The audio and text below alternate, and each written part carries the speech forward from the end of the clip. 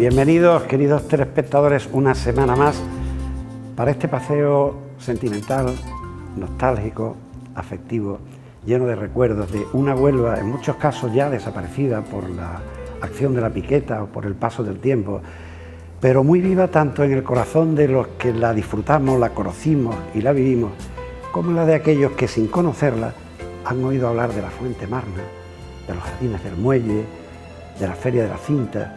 Y eso es lo que queremos hacer nosotros, para unos recordarles y para otros enseñarles. La persona que nos visita hoy, yo ya en otra ocasión que lo tuve como invitado en otro de mis programas, lo definí como un amante de la cultura, porque cualquier faceta dentro de ese campo, desde fundar grupos de teatro, organizar recitales poéticos, ser miembro de aquel grupo Harcha con su mítica Libertad sin ira en aquellos años tan difíciles de los inicios de la transición, responsable de cultura en el ayuntamiento, en la Diputación, gerente de un gran teatro remozado y finalmente durante muchos años delegado de cultura de la Junta de Andalucía en Huelva y sobre todo y por encima de todo eso una persona cercana, cabal y como a mí me gusta decir, una buena persona.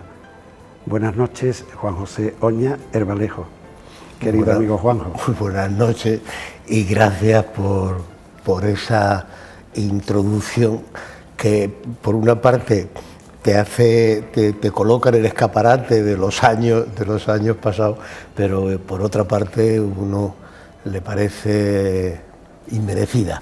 Sí, al final uno ha hecho lo que tenía que hacer. Merecidísima, porque quien tiene que dilucidar eso soy yo, que el que lo dice. Merecidísima, y como te conozco hace más de 40 años, pues creo que hablo con fundamento de causa. Pues muchísimas gracias. He dicho lo de Libertad sin ira porque ahora no se puede comprender el mito que fue aquello a finales de los 70 con el lanzamiento de Diario 16.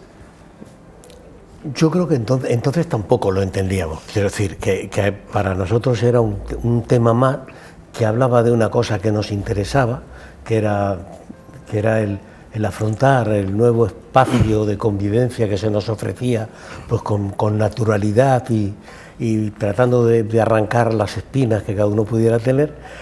Y no éramos conscientes de que muchos años después, alguien, la gente de una manera espontánea, pues lo sacase del baúl de los recuerdos como una especie de himno a la libertad y a la convivencia, ¿no? Del baúl de los recuerdos, en otra entrevista que te hice en un programa mío, Último Café, saqué para regalarte uno de los números de la revista de Diario 16, se llamaba Cambio 16. Era una revista que llegaba a Huelva, 6, 7 ejemplares, y Mariano Toscano, padre de nuestra directora actual, de Charo, me reservaba, porque de los 4 o 5 que venían, si tú no los reservabas, no podías tener el número. Entonces, la verdad es que tengo una colección y me pareció bonito que tú tuvieras uno de esos 30 o 40 números que yo tenía, y me acuerdo que te regalé uno que supongo que conservarás cariñosamente porque es una joya periodística. La verdad es que sí, yo creo que Cambio 16, con Triunfo y con alguna otra publicación, nos abrían una ventana a un país desconocido donde mucha gente nos servía de guía en ese camino hacia la democracia y hacia lo que debíamos hacer para conseguirla, ¿no? Bueno, pues vamos a empezar con nuestro recorrido y con un hombre de cultura como tú, qué mejor que esta estampa tan bonita, ya le podemos dar entrada, de las bibliotecas públicas en los autobuses que recorrían la capital, los barrios y los pueblos. Esta está pegando a la Plaza de las Monjas, está justo delante de lo que sería Fuente Marna. Pues a mí me parece un intento loable de acercar la cultura, acercar el libro a los ciudadanos. Pero bueno, yo no puedo olvidar el contexto en que se produce, ¿no? Y era un momento donde había una censura feroz, donde acceder a determinados libros era prácticamente imposible, donde la educación no era un modelo que te invitase precisamente a leer y a pensar por ti mismo. Es decir, en ese contexto el intento de acercar la lectura me parece loable, pero lo comparo un poco con aquellos festivales de España, ¿no? Que era el lavar la cara al sistema, hablando de una preocupación por la cultura que a mí me parece que distaba mucho de ser así, o por lo menos se me antojaba inexistente. Yo en esta época, la Biblioteca Provincial, yo creo que tú eso no lo conociste, estaba en el actual Palacio de Moraclaros, donde el salón que da hoy a Moraclaros, donde hay los bailes de la tercera edad y tal, esa era la biblioteca, esos salones, ahí yo he ido a estudiar muchas veces, y el director era don Antonio Palma Chaguaceda, que era un catedrático de geografía que vino, decían, y no me extraña, que vino represaliado desde Madrid porque era republicano. De hecho, había una patita que nos llamaba la atención, nos decía ciudadanos, no nos decía alumnos ni nada. Y luego don Antonio Palma, que a mí me dio clase en la Escuela Pericial de Comercio, luego fue director del Instituto Rábida y además era director de la biblioteca. Fue nombrado académico de la Real, para redundancia, Academia de Historia de número, porque era un personaje, yo lo recuerdo con mucho cariño y estoy hablando de algo de hace 60 años y físicamente vamos, tengo una foto del puesta en la última edición de mi libro de las caras de Huelva. Hay una con gente de mucho peso en la enseñanza de Huelva. Está don Emilio Cifre, el célebre Colilla, está Terrades, que era director del instituto, en fin, fue una... Por eso te da idea del contraste y las contradicciones en las que se vivía en aquel momento, ¿no? Mira, qué pena me da este edificio. Este es el colegio ferroviario, año 1932, un estilo regionalista, su arquitecto Francisco Alonso Martínez, catalogado como de interés histórico. Y esto, pues yo no sé si le quedan, como se dice popularmente, 3 telediarios. Es una propiedad privada. Yo no sé, tú que has sido delegado de Cultura, que sea una propiedad privada algo que es de interés histórico. ¿La Administración puede hacer algo? Sí, la Administración en este caso sobre todo porque me parece que la catalogación es municipal, está en el catálogo municipal y debe obligar al mantenimiento, debe obligar al mantenimiento del espacio. No sé qué nivel de catalogación puede tener, ¿no? Hace años... Interés histórico tengo yo en el guión. No, pero eso tiene unos niveles. Que es si se tiene que mantener todo el edificio, si solo mantener la fachada o el aspecto, si basta con generar una documentación. Es decir, que hay distintos niveles de protección. Yo no sé cuál es el que le corresponde a este. Más allá del nivel de protección que pueda tener, a mí me parece que es un edificio a preservar. Y fíjate, yo antes de irme del ayuntamiento, estoy hablando del 95, dejé un mapa de espacios socioculturales distribuidos por Huelva, es decir, recoger a la población en distintos... Y yo contemplaba este colegio y con la posibilidad de anexionar o anexionarse mutuamente la estación que tenía que desaparecer un día u otro, y yo entendía... Parece que ya está llegando el otro. Entendía que ese era un complejo destinado a la cultura, sobre todo en una zona desprovista como es esta. Piensa que en aquel tiempo, pues eso, uno pensaba que la ciudad iba a crecer. Yo le tengo mucho cariño porque ahí es donde yo terminé mis estudios de magisterio. El chalet del Sordo se había caído la noche del 6 al 7 de diciembre del 63. No fue una tragedia porque era de noche y acabamos la carrera aquí. Y yo le tengo mucho afecto. Mira, vamos a seguir ahora con otro sitio donde ha transcurrido pues una buena parte de tu vida. Aquí está como Real Teatro, porque realmente, valga la redundancia, su nombre era el de Real Teatro, que se inauguró en 1923 con una película de los Álvarez Quintero, Rosalina se llamaba, no sé si conocías ese detalle, pero sí sabrás que 3 años después tuvo un pavoroso incendio en la parte del escenario y tal, que con 3 años como tenía dejó el teatro medio derruido. Y a partir de ahí te dejo la palabra, porque tú fuiste su gerente muchos años después de la reconstrucción. Como bien sabes, en el 84 el Ayuntamiento y la Diputación cerraron la compra del edificio en un momento en que podía convertirse en un parking, es decir, una de los usos que la propiedad privada tenía en mente era el hacer un parking. Y bueno, pues las administraciones, Ayuntamiento y Diputación en aquel momento lo rescataron para la ciudad. Lo tuvimos abierto hasta que empezó la remodelación, estuvo por lo menos 2 años abierto, programándolo desde la Diputación o desde el Ayuntamiento indistintamente, y bueno, luego se cerró, como bien sabes, para remodelarlo, y se volvió a inaugurar, o se reinauguró en junio, me parece, del 90, con la presencia de Su Majestad la Reina.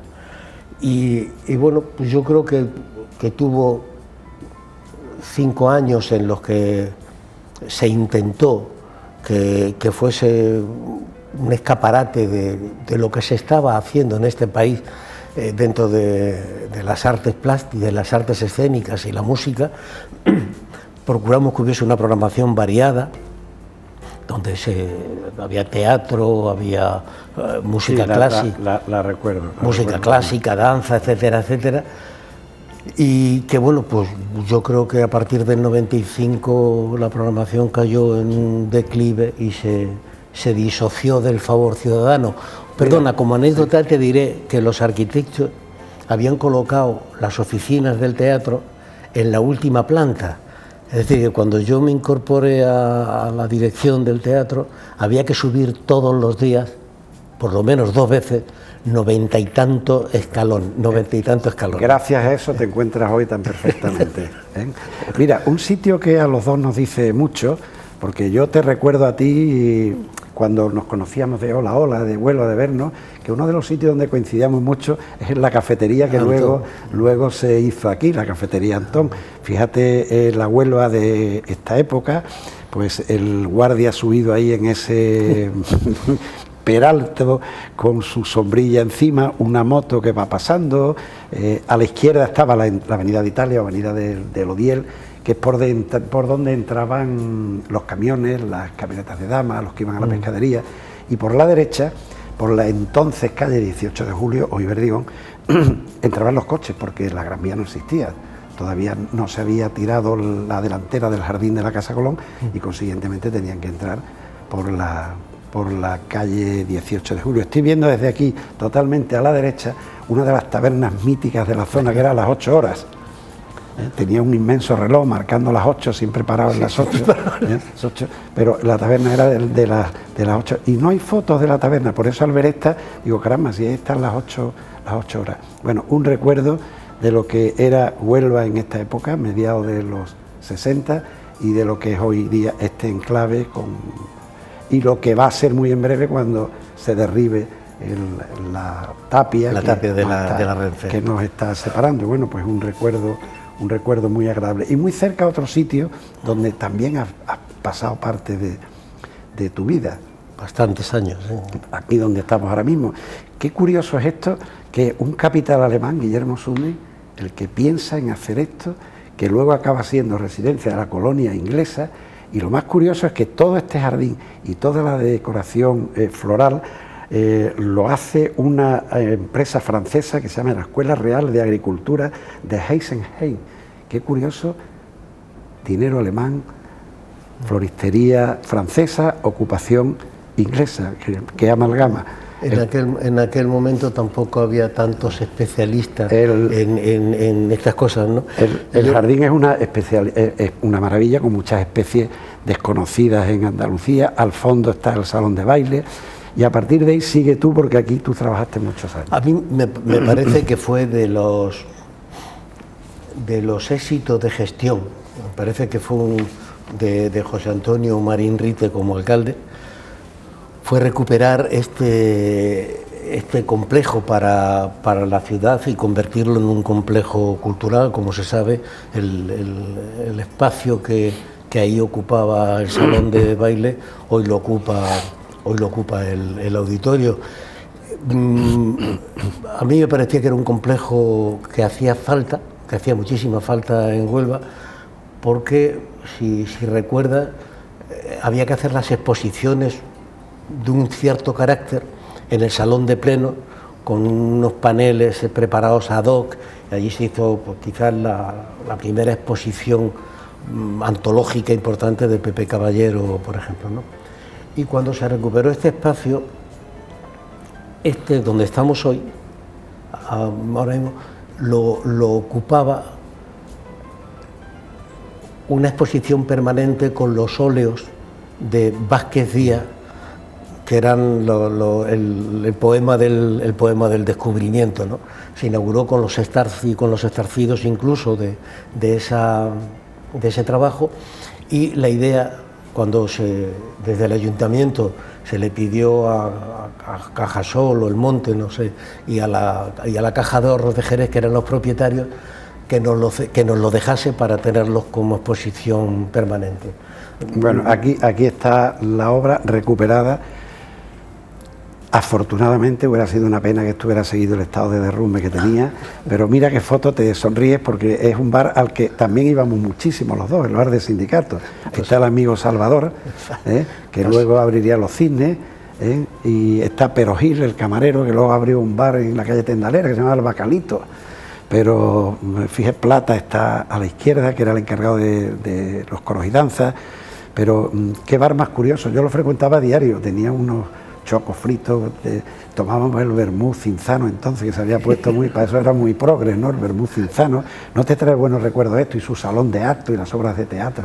A mí me trae, además me parece que Salvador era una excelentísima persona, como lo era quien le sucedió, Pepe, hombre, ¿no? Que también era una excelente persona. Pepe antes había sido encargado de otro bar en el que coincidíamos muchas noches, en Montana, porque tú ibas a cenar y yo iba de copa, y me acuerdo que acabó siendo el Montana chico. El Montana chico, luego cuando se hizo el Montana el Nueva Montana.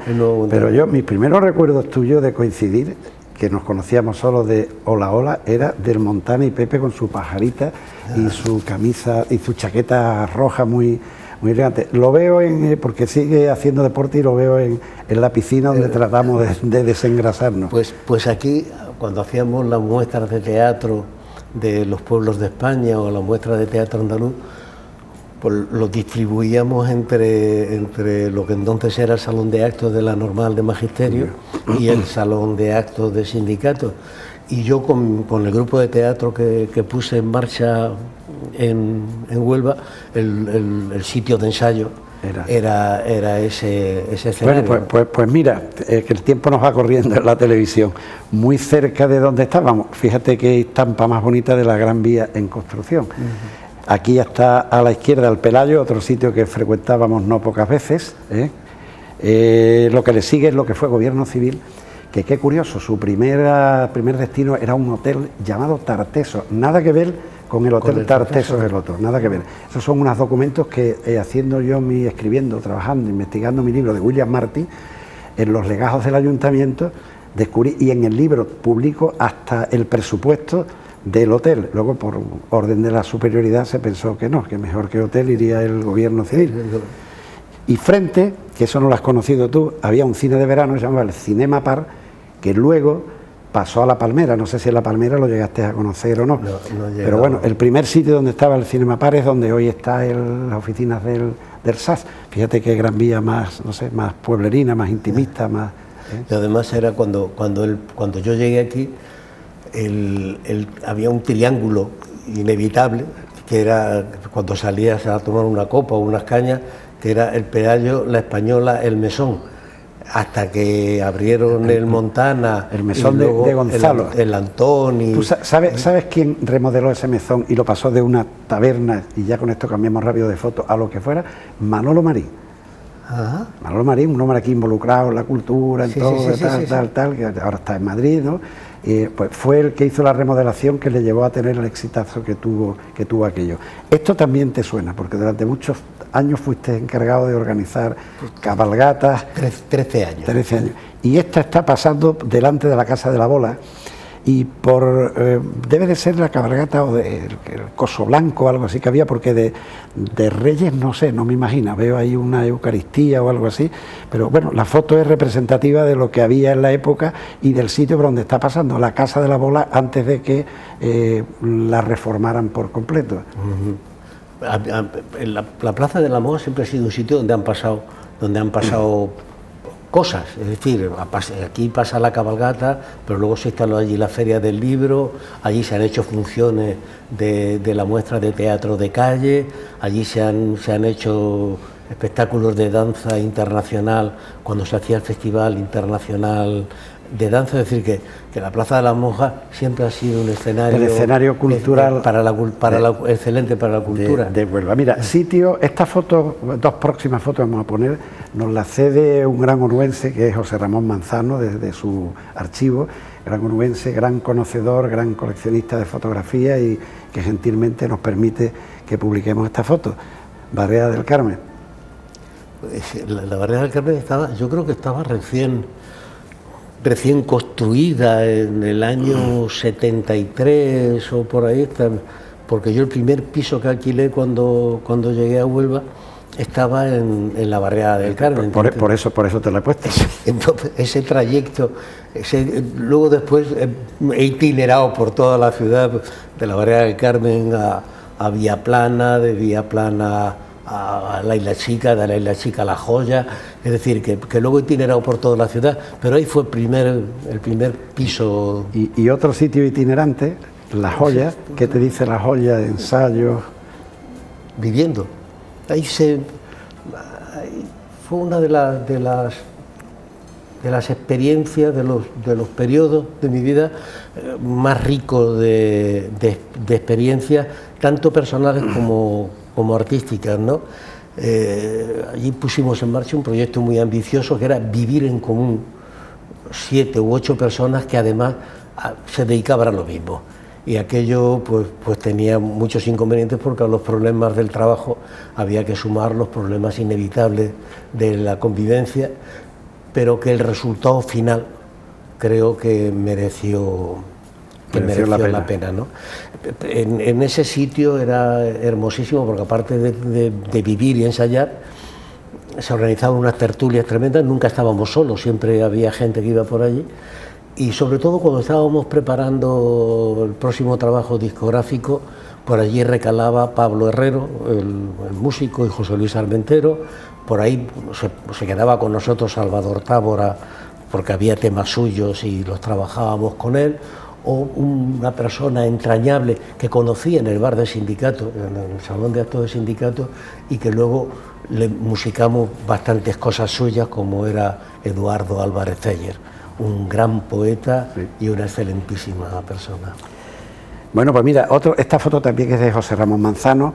Mira, este sitio también te tiene que decir, Las Angarillas, porque era el sitio que a mediados de los 70, cuando en aquella época se dejaban a las novias y cosas de esas, y como teníamos más movilidad el sexo masculino, pues en vez de ir para casa donde nos veíamos, eran Las Angarillas, y teníamos unas tertulias cuyo alma mater era, descanse en paz en mi recuerdo, para José Manuel III, Mamé III, nuestro querido Mamé III,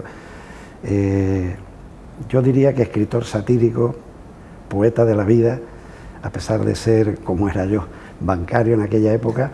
Qué grandes veladas hemos pasado aquí. Solo había uno que tenía coche, que era él, que tenía un 1500 de la época, y con el 1500 a veces decía, y ahora vámonos a tomar algo al Frenazo o a la Venta Angelito, pero ya horas de madrugada, después de haber tenido aquí poesía, lectura.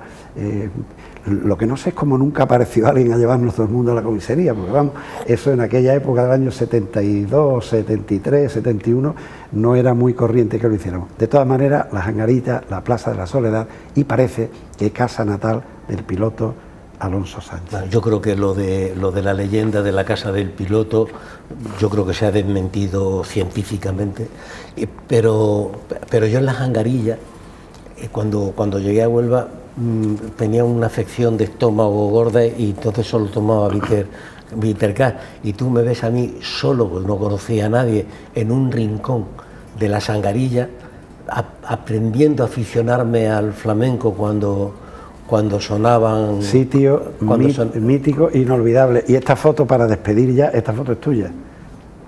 Bueno, pues eso, o sea, una de esas etapas enriquecedoras que nos... Estás muy jovencito.